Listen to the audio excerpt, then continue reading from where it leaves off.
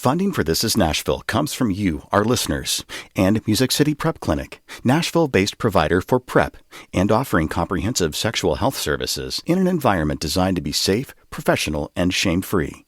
Learn more at musiccityprep.org. I'm Khalil A. Colonna, and this is Nashville. Do you love to read? Do you love a good story? Do you remember being read to, or maybe even enjoying being read to now? Books are magical, and love for reading can start when we're very, very young. Today, we're speaking with local children's book and young adult authors who help spark a love of books and stories for young and older readers. Joining us first now is Rachel Tawil Kenyon. Rachel, so glad to have you here. Thank you for being here. Thank you so much for inviting me. We're really looking forward to hearing you read a part of your book, You Know How to Love, which is an Amazon editor's pick. Congratulations on that. Thank you. All right. Can you share a part of that book with us now? Yeah, let me start at the beginning, because that's where it starts. You know how to love. It starts at the start when you can't even talk, before you stand up and learn how to walk. Deep in your heart, the knowing is there. You know how to love and you know how to care. Then as you get bigger and start to explore, without even trying, you learn to do more. You learn how to listen and hug and be kind and help someone out when they're falling behind. You'll go on adventures and learn how to share, and when you play games, you'll always play fair. And just as you grow, the knowing grows too. You'll see someone hurting and know what to do. You'll offer your smile and share your space. You'll make someone's world a safe, peaceful place. When someone's excluded, left out in the cold, you'll reach out and offer your strong hand to hold. During your journey, some days will seem tough. You'll wonder if all that you know is enough. You may not be sure each minute, each day of just what to do or just what to say. So take a deep breath and look to your heart. Remember the things you knew at the start. Mm-hmm. That's beautiful. Thank you. Wonderful, wonderful lessons for all of us, and no matter what age we are. Tell me this, what do you feel as you hear and read those words now? Well, the seed for this manuscript was planted actually by a 7th grade class in a really heartfelt conversation about healthy relationships and domestic violence, actually. And so it's interesting that it came from something so heavy and so grown up, but came back to this. And in the conversation, what we came to is, when do we forget how to be loving and kind? We know how to behave when we're born. We even know how to be loving and kind. Mm-hmm. And we reinforce that to our littles. And at what point do we stop reinforcing it to the point that people stop being loving and kind? So for me, when I read this book, it's a reminder that how soon should we have conversations about being loving? And that is immediately. And then when is it time that we can stop? And that answer is never. Yeah. And so that's, for me, the conversation about how to be loving. I find it interesting that this conversation was sparked from teaching a 7th grade class. Yeah. Because as we're all familiar with, maybe the colloquial understanding is 7th graders, middle schoolers are pretty mean. But they're the ones who said, hey, we need to continue to have lessons in loving. Let me say, middle schoolers are very misunderstood. It's a really tough time, and there's a lot of really grown-up stuff happening to them and around them, and it's really hard to process, and we're still treating them as little children and not really talking to them as adults. I think we get this idea that once you're in high school, we can approach you like an adult. But middle schoolers really are in the middle.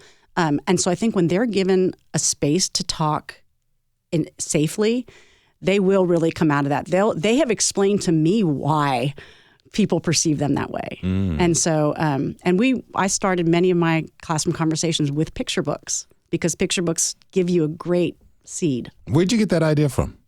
To which idea? Start your classroom conversations with picture books. I have always loved picture books. I've always loved reading them out loud to my kids, and there are so many amazing topics covered in picture books. So it's hard. Sometimes it's hard to, you can't just walk into a group of 13-year-olds and say, let's talk about domestic violence. Yeah. Right? But we can read a book about something like memory loss that's approached really gently, and then let them pull the ideas from that. Because then I can say, what do you think the author's talking about? And they turn that into their world. And adults do it too. What have you learned from these middle schoolers? That we stop being honest at some point because people judge. I think that 7th graders, 8th graders, that's when I see honesty fades because judgment begins. And it's, I think still in elementary school, we're kind of all just doing our thing and everyone's just, fine with it. And so I don't know what it is that happens in our human brains in middle school. And if we can help middle schoolers to not be judgmental, then they will stay honest. Again, these are lessons for us to take on as adults. Right. But here's the thing. All of these things are habits, right? Being in conversation is a habit. You're really good at it because you have a lot of good experience doing it. Someone who's not in conversation much has a hard time. So I think we have to start talking about it when they're in 3rd grade and 2nd grade and 1st grade so that they are in the habit of talking honestly and communicating and listening. That's so important. You've written a few books. Yes. If I understand correctly. There's one it's titled, Can You Sit With Me?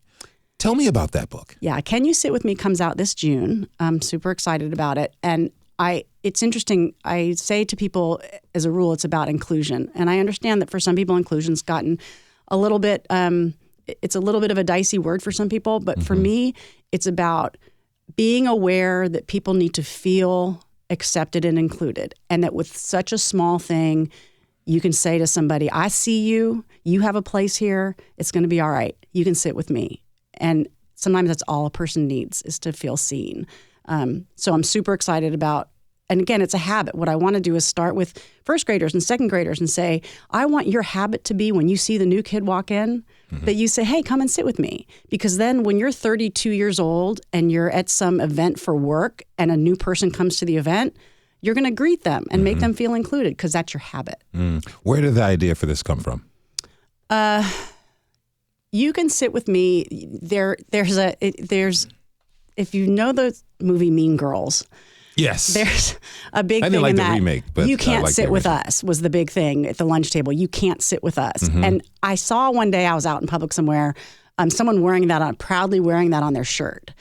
When I go and talk to elementary school kids as an author, we talk about the power of words and how you have thousands of words you already own and that they're powerful. And we talk about billboards and songs. And I say, what you wear on your shirt, if I walk into a room and your shirt says something not friendly, I'm immediately going to feel like you're not a friendly person. So, of course, I had seen this shirt from somebody that said, you can't sit with us. And it was pop culture. It was funny to them.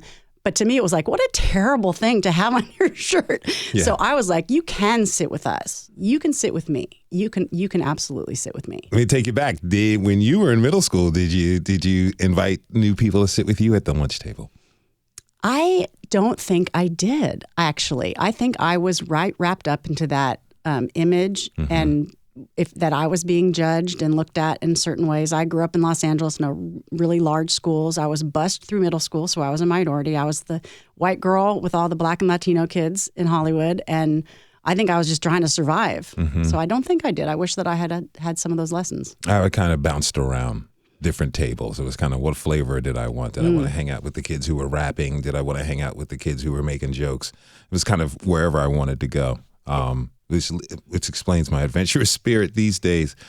But let me ask you this. Like, for anyone who hasn't read a picture book in a while, maybe they don't even check out that part of the library even, or bookstore, what would you tell them about what they could find when they pick up a picture book? Oh my gosh, they can find everything. I know if it's okay that I talk about other books, but there's so much going on in our culture right now about immigration and, people, the melting pot of America. There's a book called The Suitcase, and it's a picture book of so few words. And it's a story about a new person, a new character showing up and being kind of ridiculed. And then the other characters realizing what's beneath the skin of the new character. And it's this simply told, beautiful book that can be a conversation about, well, we do have immigrants. And it's a huge deal, and maybe this is how someone feels. There's a book by another Nashville artist called The Remember Balloons. And it's a sweet, sweet story about that our balloons are our memories. So the older you are, the more balloons you have. But this little boy, his grandfather's balloons are drifting off. Oh. And so it's a book about memory loss and Alzheimer's, but it's told in this amazing way. So if there's anything that you're dealing with in life that you either don't know how to process yourself, or for a loved one, you don't know how to help them talk about it, There's a picture book about it. I promise you that presents it in a gentle way so that you can start talking about it. And that's the thing. And then they're funny, and there's all kinds of stuff. You're out here in Nashville and Middle Tennessee. You're a part of the children's and young adult authors community. What is that like? Is it supportive? Do you get the things that you need to continue to do your work? Yes, it is crazy supportive here. There's an organization here called the Society of Children's Book Writers and Illustrators, and the Nashville chapter is Tennessee and Kentucky. I've worked in business industries my whole life. I have seen competitiveness and cutthroat and all of the lack of help that's out there. And I walked into this industry completely new, completely blind, and all these authors just lifted me and said, here's how you do this, and here's how we can help, and come back to me with questions. It is an amazing, it takes a lot of work, tons of rejection, it's tough stuff, but the community, especially here in Tennessee, is amazing. What's the best part about writing children's books for you? What do you, it's kind of cliche to ask what you most love about it. What's most fulfilling to you from doing this work? It's actually a really easy answer for me. It gives me a credential to be in a classroom and talk to kids. I want to be in conversation with kids, whether they're first graders or sixth graders. I want to talk to them about how they're going to walk in the world, about how they're going to use their words to be powerful, and about how they're going to make habits like conversation that are healthy and beautiful and make our world better. And I get to do that. Do you have kids of your own? I do. I have a 35-year-old daughter and an almost 19-year-old son. So we call them our two only children, and two little grandbabies now. So two little grandbabies. Yeah. Are you excited to read to your grandbabies? Oh, you know it. It's going to be the best. It already is the best. So I got about a minute left. So say someone out there is listening and they have an idea. I may want to write a children's book. What's your advice to a complete novice? How do they get started?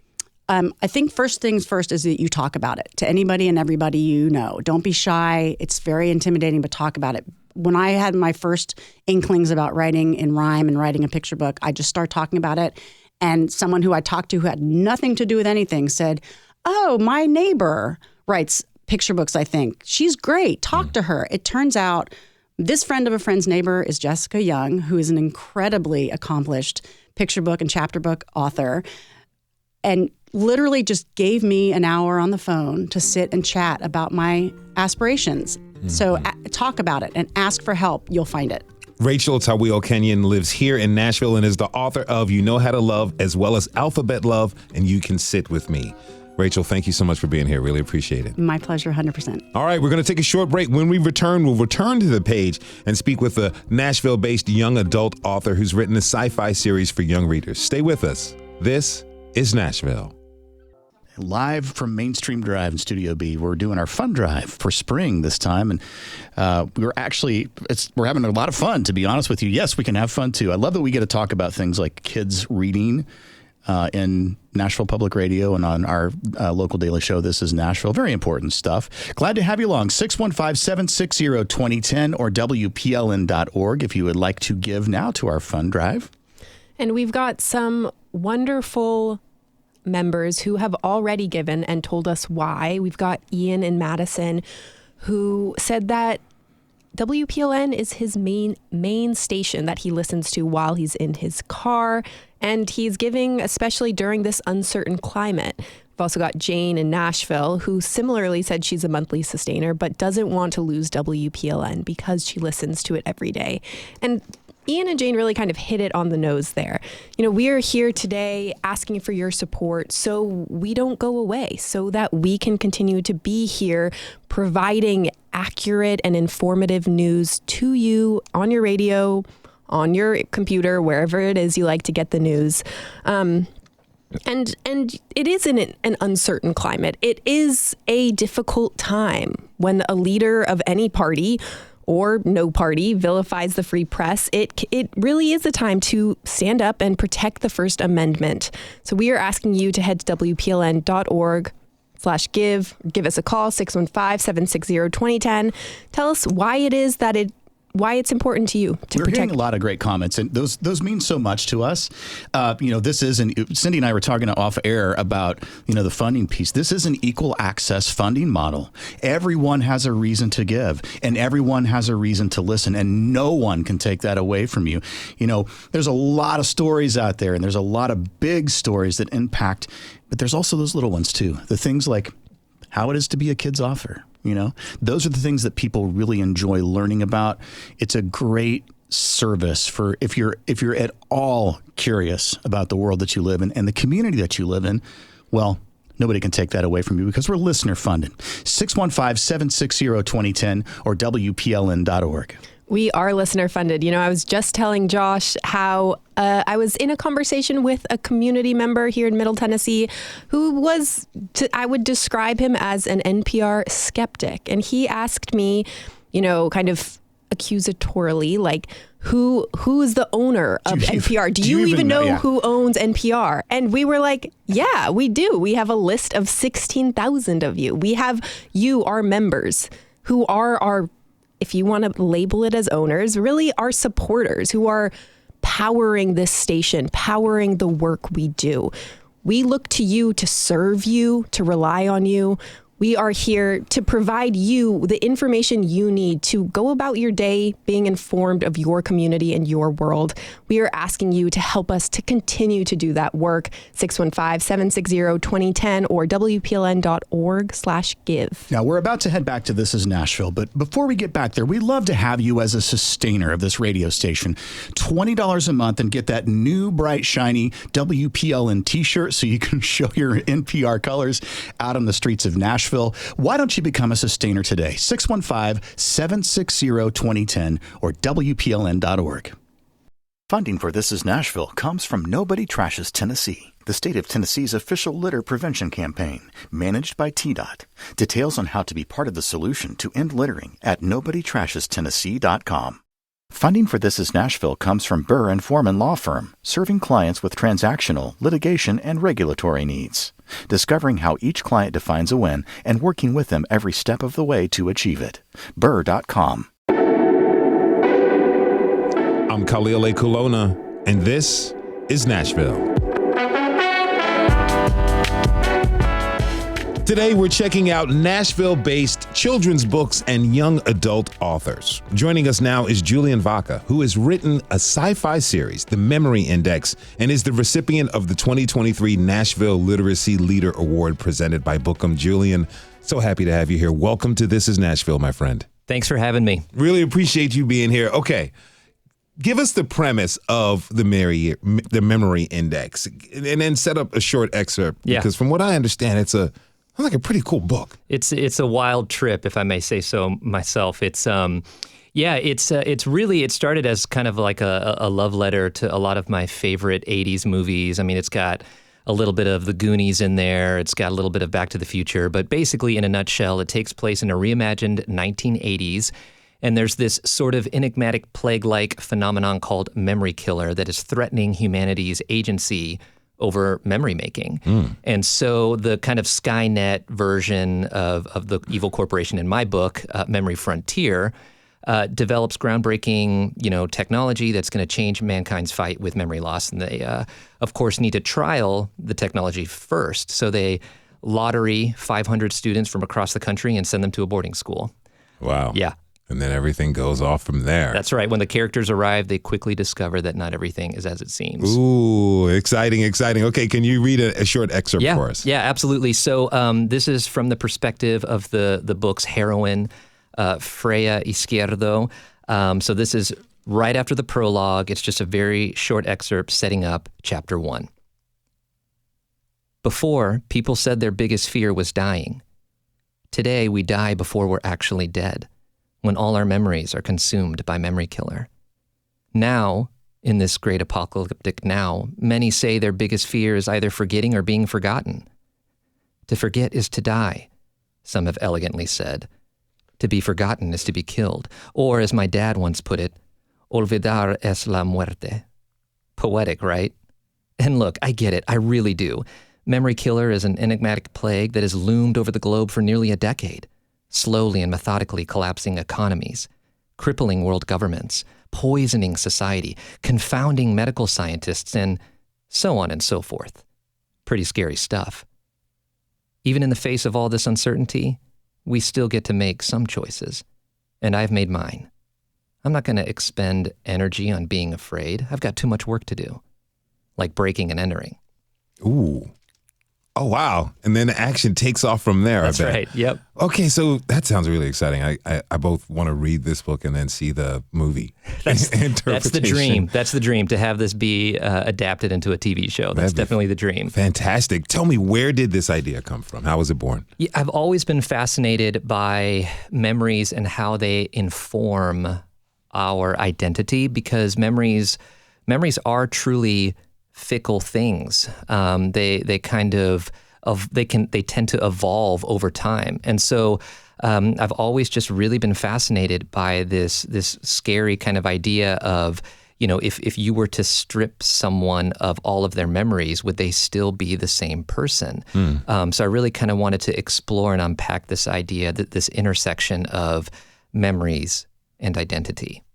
These are young people who are getting their memories tinkered with. That's right. That's right. That's right. I think, having a young cast of characters at the center of a story like this just makes for a lot of relatable, sort of human relational components, because we've all been 15, 16, 17 years old, before. And so that really kind of, it was a really fun kind of sandbox to play in, using those young characters for this particular story. Because I imagine, you take young people, 17, 15, 16, 17 years old, they have memories, but not a lot to store. So if you strip these memories from young people, who do they become as they grow into adulthood? Exactly, because that's a formative time, in our lives, where our brain is still developing. We're still developing into the people that we're going to be as adults, and so having your ability to make memories at that age I feel like is especially scary and uncertain, because, to your point, they're still developing. They're still growing up. Now, have you always had a love of writing? Was this something you always knew you wanted to do? I've always had a love for storytelling. And when I was in high school, I thought that love for storytelling was going to be realized in filmmaking. When I graduated from high school, I went back to California, which is where I'm from, and spent a couple of years there thinking that I was going to knock out a bunch of classes at a community college and then transfer to like a UCLA or a USC. But I was really faced with this reality that when it comes to filmmaking, you're relying on so many different people, so many different players. And so I returned to the novel medium because it's really just you and a blank page. And so I ended up graduating from film school and was able to take a lot of the principles that I learned in screenwriting and filmmaking and really sort of use that to inform novel writing. Why, having this experience, you could begin to write a novel on anything. Why did you choose young adult novels? Yeah, I think, there's something really interesting about the YA genre. For one thing, it's such a huge spectrum. I mean, when you read YA, you can read everything from, Looking for Alaska, Perks of Being a Wallflower, these kind of classic coming-of-age stories, to on the complete opposite, other end of that spectrum and have, post-apocalyptic stories like Maze Runner or The Hunger Games or Divergent, and sort of everything in between. And so writing for young readers felt really exciting to me because there's a lot of opportunity for exploring different themes. And I have just found through talking to booksellers, librarians, that more adults tend to read YA than young readers typically read literary fiction or books intended for older audiences. Why do you think that is? I think we all, as adults, we all long for and yearn for that special time when we were young. And so we can almost live vicariously through these young characters as they're experiencing and navigating the conflicts and the issues that they're dealing with. And I don't know. I learned early on that when it comes to writing something, if you hope to connect with your readers, the more intimate you get with your conflict and the tension in your story, the more universal the story becomes. And so with Memory Index, I really tried to tap into personal things that I navigated, as a first-generation Mexican-American living in the South. And again, the more you kind of key in on these personal stories and personal conflicts, the more universal the story then becomes. I'm interested in adults being attracted to young adult novels because of what you said, being able to explore kind of an escape.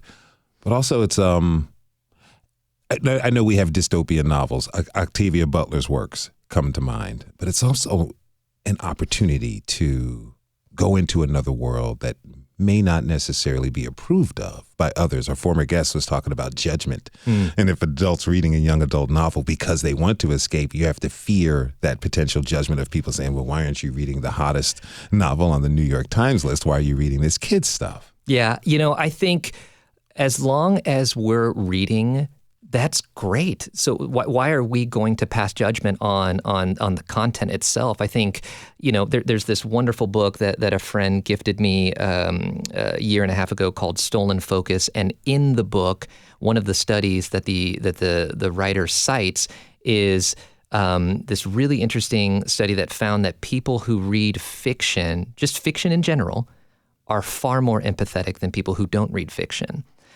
So I think, we have so much to learn from books outside of our spheres of interest.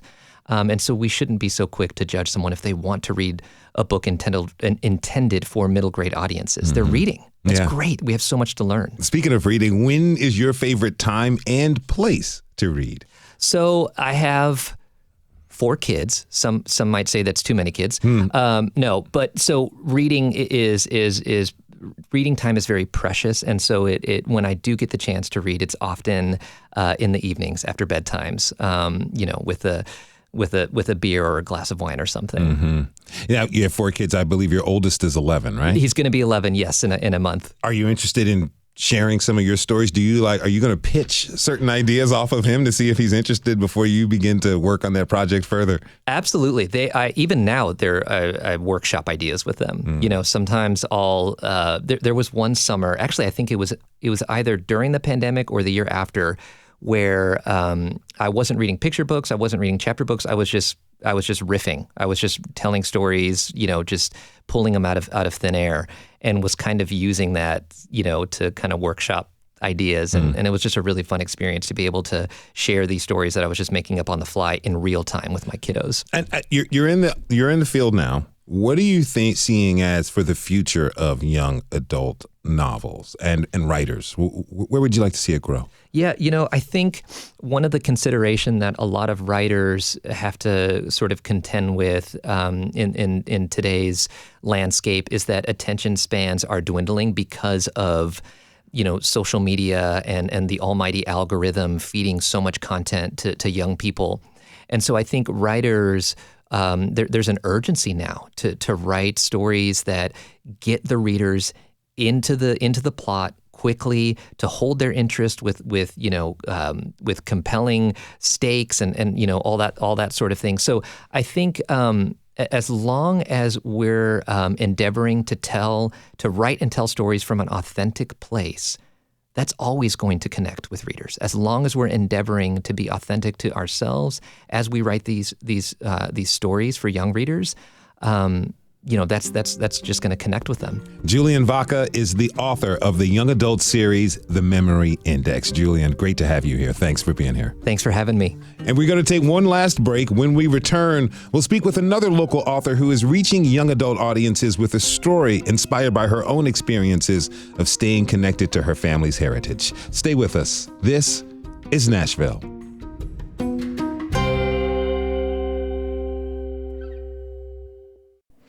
Wow, that 10-year-old, now 19-year-old maybe, sounds awesome. I want to meet her.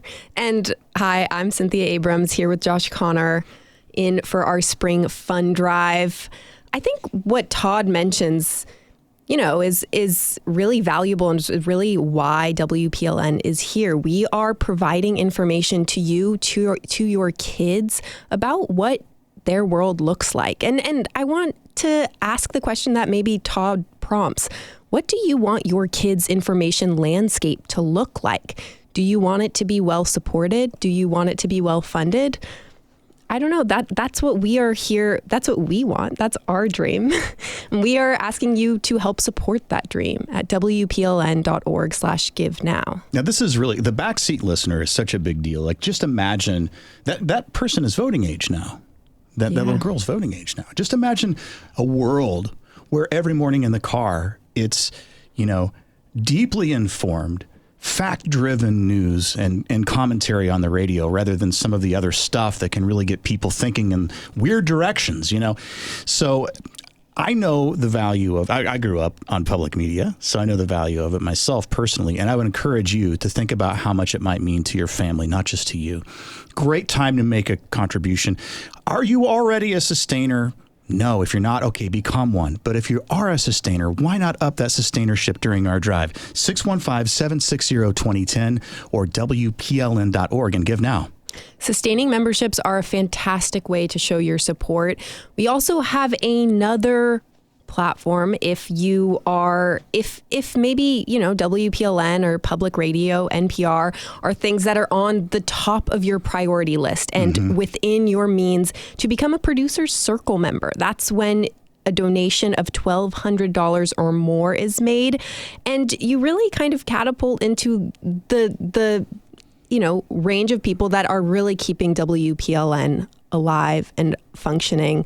And, I think that is the type of support that keeps WPLN, public radio, alive for generations to come. I think take a moment to imagine what kind of media landscape it is that your kids, Todd's kid, your grandkids, what's it going to look like for them? What type of information is going to be accessible?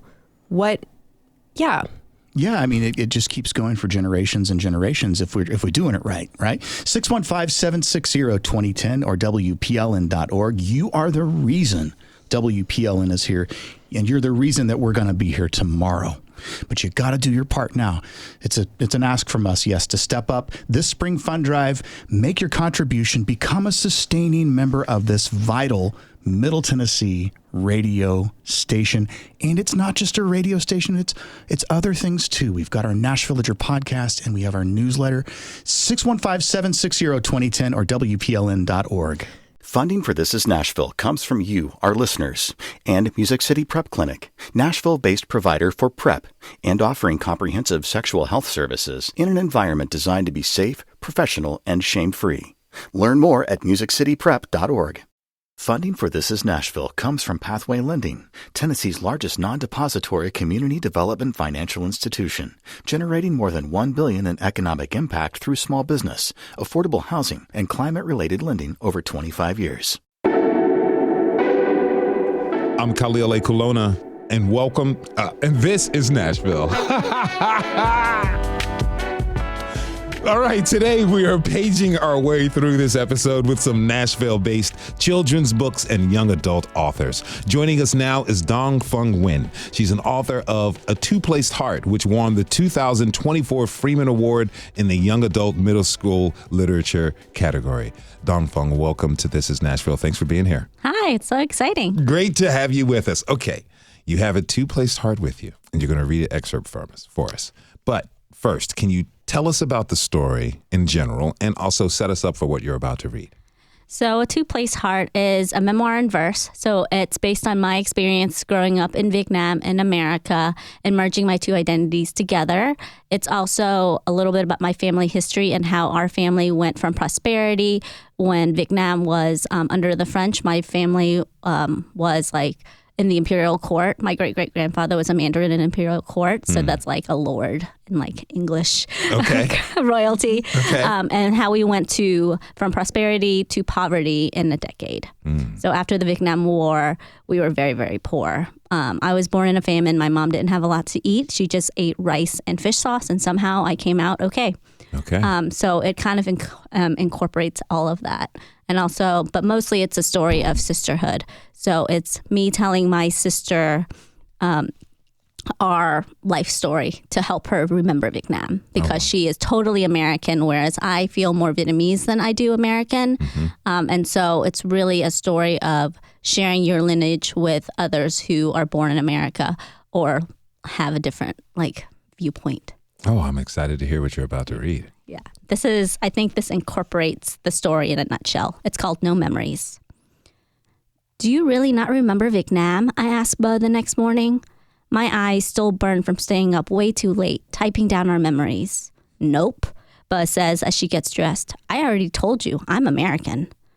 What about Ba Noi and Ba Wai and our aunts and uncles and all of our cousins? What about the house we lived in? I only know them from photos. Bud shrugs. What about the smelly fish and the rice and eggs in Thailand, I ask. No, Buzz says, my memories start here, in this house, in this city. Miss Helen is my grandmother, and Pat is my uncle. No one else matters. Then she walks away. Vietnam is a foreign concept to my sister.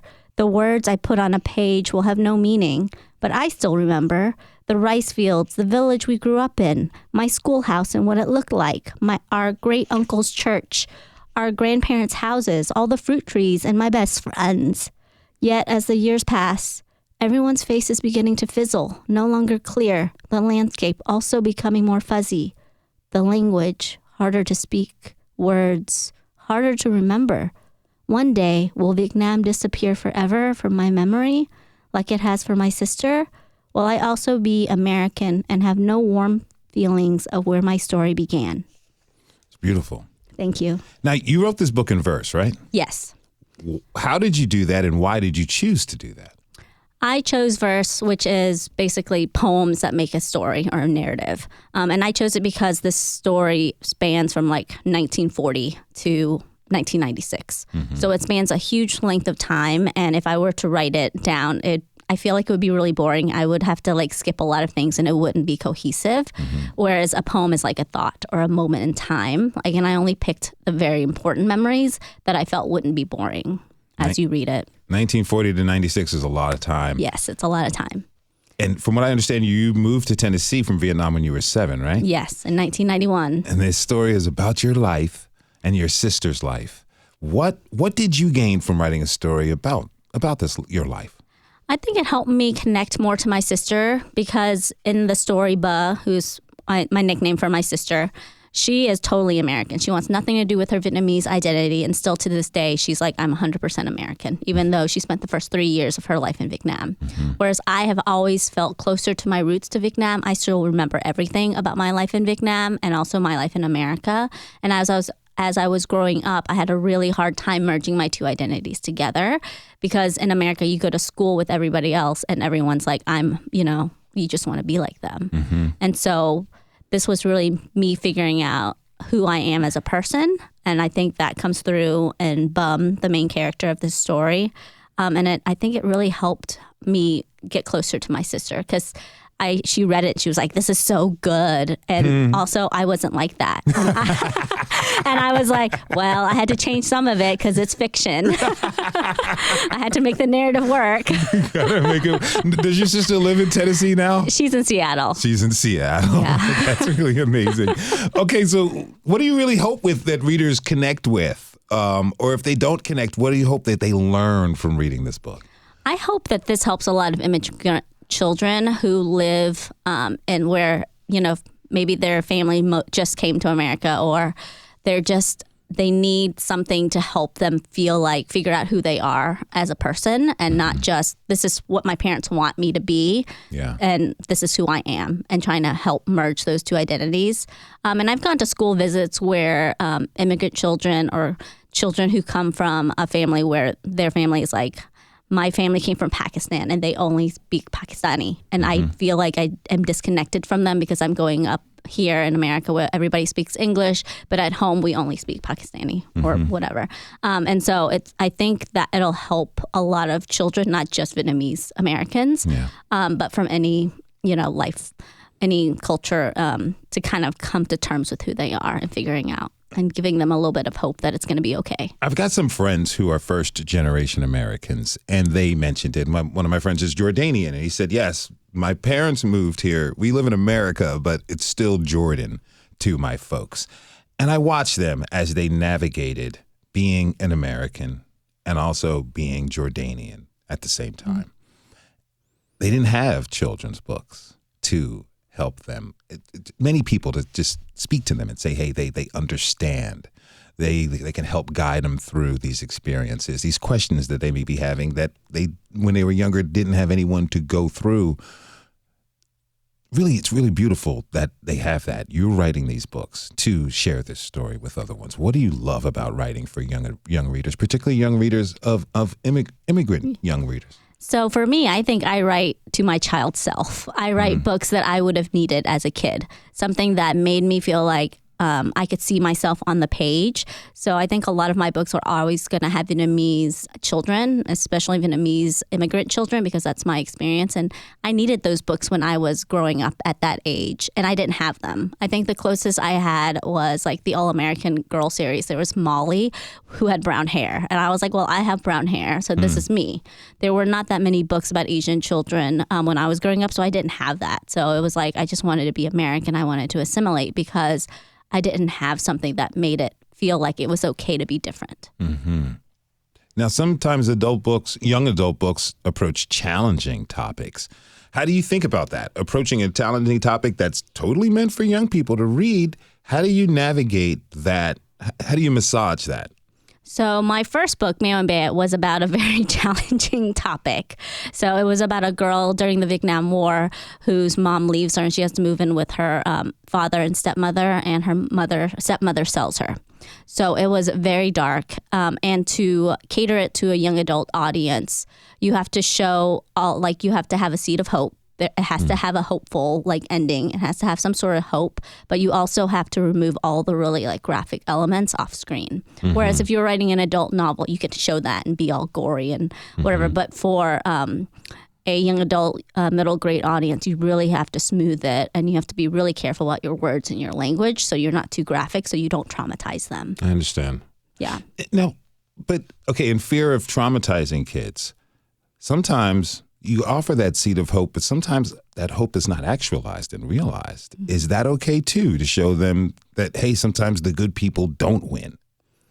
I think it's okay, but I think for young adult, it's fine if the people don't win. But for middle grade, which is 8 to 12, there has to be some sort of hope at the end of a book, even if it's a sad book. There has to be hope, or else I think it's just too traumatizing. I understand. For that age range. But if you're looking at high school and up, that's totally fine. It can have a sad ending. People can die. It's fine. Yeah. you have an MFA in creative writing for children and young adults from Vermont College of Fine Arts. Now, I understand to get your degree, you read over 500 novels in 2 years. Yes, I did. It was a lot. It was intense. I imagine that's very intense. How did that change how you read today? Oh my goodness. So when you read that many novels in that short amount of time, I was literally reading a book a day. And I was listening to audiobooks. But you can really see how craft elements work in a story when you read that much. You can see, here's the conflict, here's the internal conflict, here's where it's heading. And it kind of becomes formulaic after a while. Some books are very formulaic, and then some books are very surprising. You don't know what's going to happen. And so when you read all of those words, you really see story arcs, you just see it over and over and over again. I remember going to Star Wars and I was like, oh, this is what's going to happen. Just because I was so ingrained into what story was and the format of stories and plot structure. And so other books become predictable, and you really enjoy the books that are not predictable. I was about to ask if you enjoy, if it's enhanced your enjoyment of reading, or do you become too critical? I'm really critical of books. I'm the worst. And I used to also read the ending of books. And I was like, if I like the ending, then I would read the actual book. Mm-hmm. I'm one of those people. I'm the movie spoiler person. Me too. Yeah. Me too. I have to. I need to know. And it's if it's a bad ending, I'm why would I waste all of my time and all these hours? Mm-hmm. It's horrible. I love it. It's changed me completely. Real quick though, a couple seconds left. What is one young adult book that really made an impact on you? Oh man, I read I like light and fluffy books, which is weird because I don't write light and fluffy books. But my favorite book that got me into writing children's books was Ella Enchanted, which is like a fairy tale, book. And so I don't know. It's so strange. Like the things that I like are like more of the fantasy storytelling, and I write, more gritty things. So it's interesting. It's a wide range. Yeah. That's awesome. I want to thank you so much for being here. Dawn Fung Nguyen is a Nashville-based author of Two Placed Heart and Mayo and Bay. Thank you again for being here. Thank you so much. It was so much fun. A lot of fun. And listeners, you can all find the links to our authors' websites and find out more about their books on today's web post at This Is Nashville at WPLN.org. Okay, so thank you all for tuning in this hour. This is Nashville is a production of Nashville Public Radio. Today's episode was produced and directed by Katherine Ceicys. Our board operator is Liv Lombardi. The masterminds behind our theme music are LaRange and Namir Blade. Special thanks to you.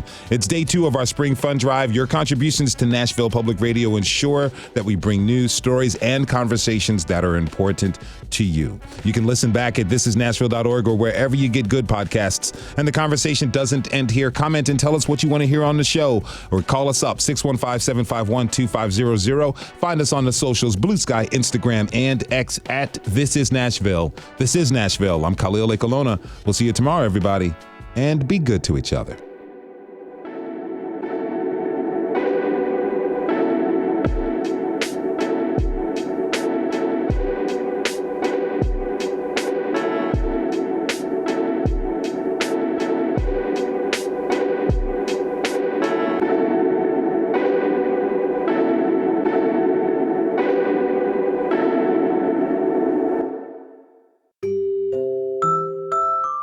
My daughter, she's 10 months old now. I drive her to daycare every morning before work. So I listen in the morning to catch up on the news. Everyone has a soothing voice, so it's good for her to take a little nap. I also listen when I pick her up in the afternoon, and I will listen throughout the day as well when I need a break from work. So just all the time, really. I'm Michelle. I live in Lebanon, and I support WPLN News. And that's 90.3 WPLN, Nashville Public Radio. Yes, we are doing our best to provide soothing voices for you here. Lunchtime, actually, some soothing voices for your lunchtime. One of the things we don't do is we don't shout at our audience like so many of the media outlets out there do. We know you're a respectable individual and have your wits about you, so we're not going to yell at you. 615-760-2010 or WPLN.org. And you can give now, be part of our Spring Fun Drive. We're just coming out of This Is Nashville. So this is kind of our local daily show, midday lunch kind of thing. So this would be a great time for you to step up before you get back to work this afternoon. 615-760-2010 and give now. And just want to say thank you to some people who have already headed to WPLN.org/give and gave. Thank you so much to Sonia in Munster, Indiana. Thank you. We love to hear that reach that we are having here at Nashville Public Radio. Douglas here in Nashville, thank you so much. Thank you to Jeff and Barbie in Nashville. And thank you to Julie in Franklin, Tennessee. If you join any of the likes of Julie, Jeff, Barbie, Douglas, Sonia, and head to WPLN.org/give, there you can set up a sustaining membership for an amount that works for you. But I do want to say that for certain amounts, there are something we like to call thank you gifts. Us saying thank you for your gift to us, a gift from us to you.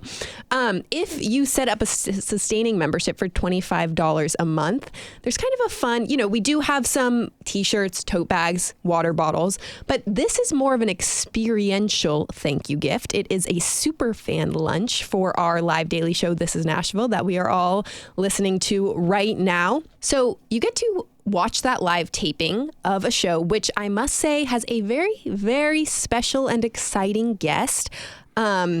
Can't quite say who, but I can confirm it is someone you will think is very cool. And afterwards, you get to have lunch with some of our newsroom staff. That is where you can learn a little bit about the stories they are working on and share with them, maybe the stories you want them to be working on. It's a chance for you to kind of have your say in our local reporting here. Head to WPLN.org/give now, set up a $25 per month sustaining membership. for that superfan lunch. Yeah, I'd like to talk for a second, Cindy, about that local newsroom.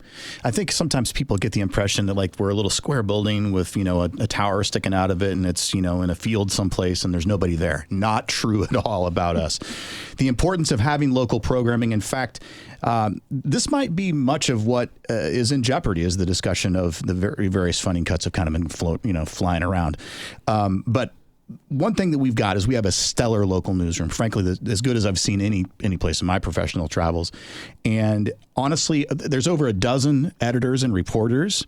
And yes, that's a lot. And it's something that you have brought to Middle Tennessee, listeners, because you need this kind of information. You value this kind of information. And yes, we have a lot of those because they're working all kinds of different stories constantly. They're staying up late at night to make sure that there's nothing to cover on storm damage. I mean, it is an incredible newsroom, and it has been curated and brought together by our members. Our listener members did that. They made that happen. It's what they wanted. And that only continues when you give now. 615-760-2010 or WPLN.org.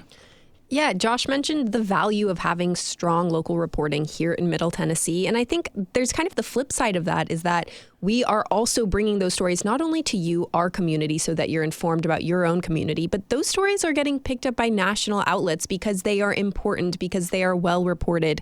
Mariana Bacchiau's stellar reporting of the State House is, I think it aired today nationally. Almost every day. She is. So we are bringing these stories about the things that are affecting you to the broader nation. And that is important, I think, to keep sharing those stories. We are asking for your support for us to continue to do that. WPLN.org/give 615-760-2010.